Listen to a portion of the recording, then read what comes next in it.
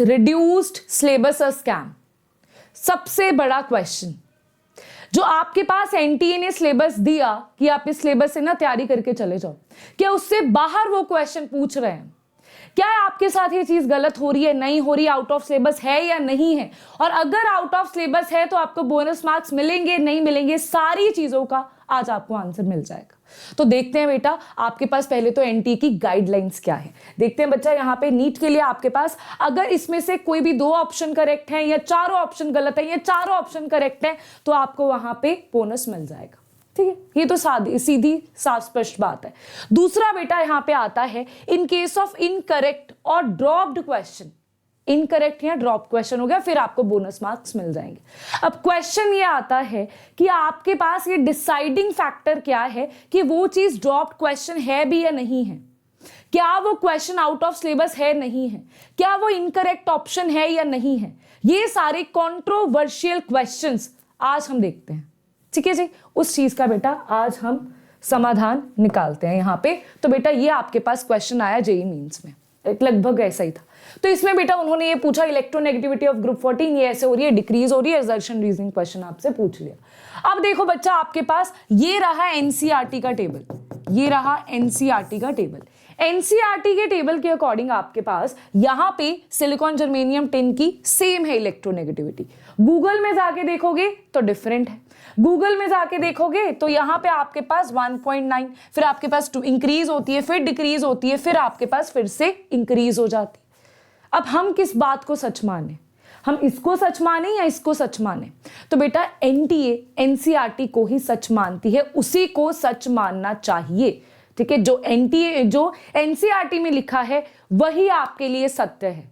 तो आपको इसी बात को कोई भी बच्चा गूगल से देख के इस चीज को नहीं समझेगा। बेटा गूगल में चाहे सही है, लेकिन आपको जो एनसीईआरटी में लिखा हुआ है आपके लिए वही बिल्कुल सही चीज है। तो आपको एनसीईआरटी की एक एक लाइन आप क्लेम कर सकते हो कि ये एनसीईआरटी में लिखा हुआ है। तो आपको इसमें ये वाला टेबल मान के सच आंसर दे के आना था, ना कि ये वाला। ठीक है, ये रही पहली बात जो आपके पास इनकरेक्ट क्वेश्चन है, नहीं है, कंट्रोवर्शियल क्वेश्चन है, क्या उसका आंसर आएगा? NCERT NCERT NCERT. अब बेटा बात करते हैं कुछ क्वेश्चंस की जो आपके पास आउट ऑफ सिलेबस। ये देखो आपके पास इलेक्ट्रोनेगेटिविटी का ऑर्डर है, राइट, आपकी टेबल में से ही ये आया हुआ है, एनसीईआरटी का टेबल है। अब बेटा बात करते हैं यहां पे कुछ ऐसे क्वेश्चन की जो ऐसा देखने में लगा कि ये क्या है, मेटलर्जी से है, ये चीज मेटलर्जी में भी है। ठीक है, मैच द फॉलोइंग, ये सारे आपके मेटलर्जी के ओर्स हैं। अब बेटा बात ये आती है, बहुत ही सिंपल सा टॉपिक था मेटलर्जी का, तो ऐसा क्यों किया एनटीए ने? जेईई मेंस में ये वाला क्वेश्चन आपका डाल दिया। अब क्या ये क्वेश्चन कहीं और पे है, किसी एप्लीकेशन पार्ट में है?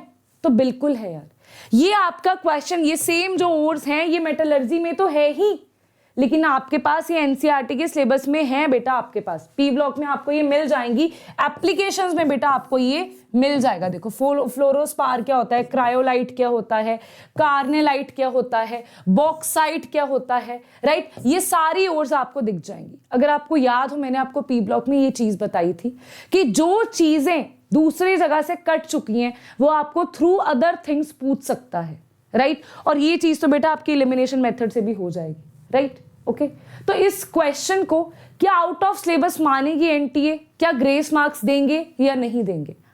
तो नहीं देंगे, क्योंकि ये आउट ऑफ सिलेबस है ही नहीं।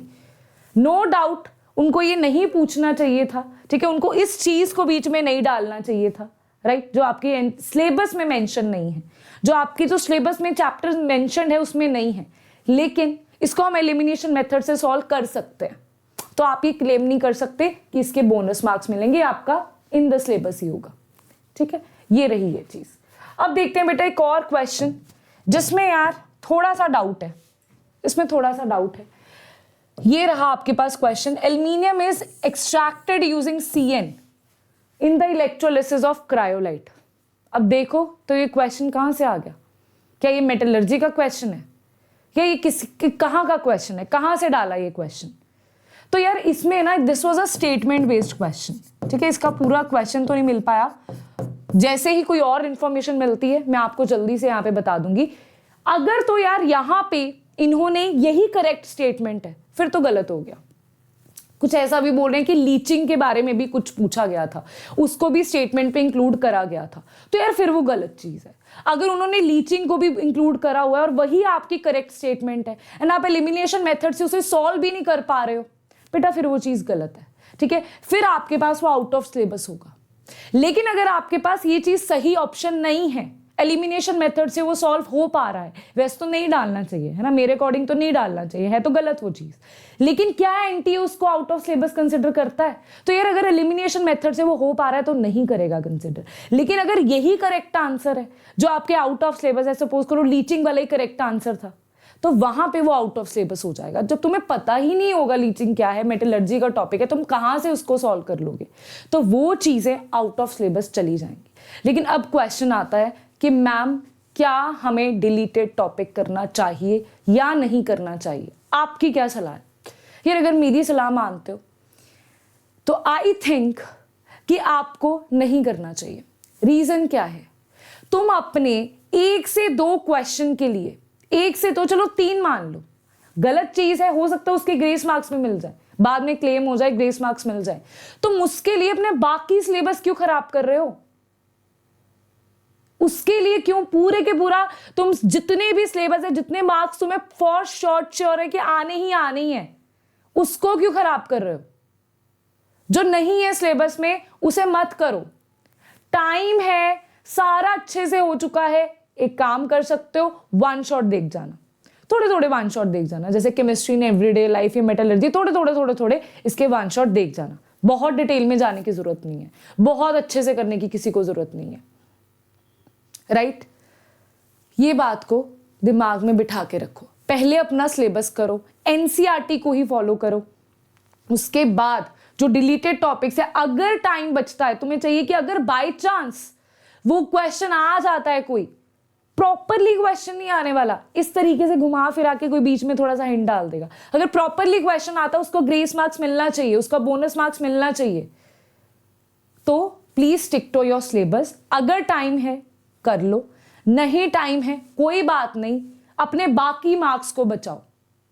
ठीक है, बस यही बात मेरे को आपसे बोलनी थी कि प्लीज टेंशन मत लो, अपनी मेहनत करते रहो, डटे रहो। बस ये सब चीजों को अपनी प्रिपरेशन के बीच में मत आने दो। वो बाहर से आया, यहां से आया, कहां से आया, ये हो गया, वो हो गया, इन सब चीजों को ध्यान मत दो।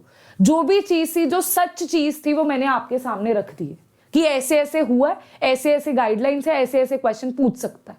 अभी अगर तुम्हें फिजिक्स और मैथ्स की बात करूं, तो फिजिक्स एंड मैथ्स के टीचर से बात करी जेईई मेंस के, तो उन्होंने यही बोला है कि कुछ क्वेश्चंस आए हैं आउट ऑफ सिलेबस, कोई 1-2 क्वेश्चंस आए हैं, मैथ्स में आए हैं, किसी मैथ की शिफ्ट में बहुत ज्यादा आए हैं, ठीक है, 3-4 आ गए थे, तो हाँ वो गलत चीज है, उसके बोनस मार्क्स मिलने चाहिए।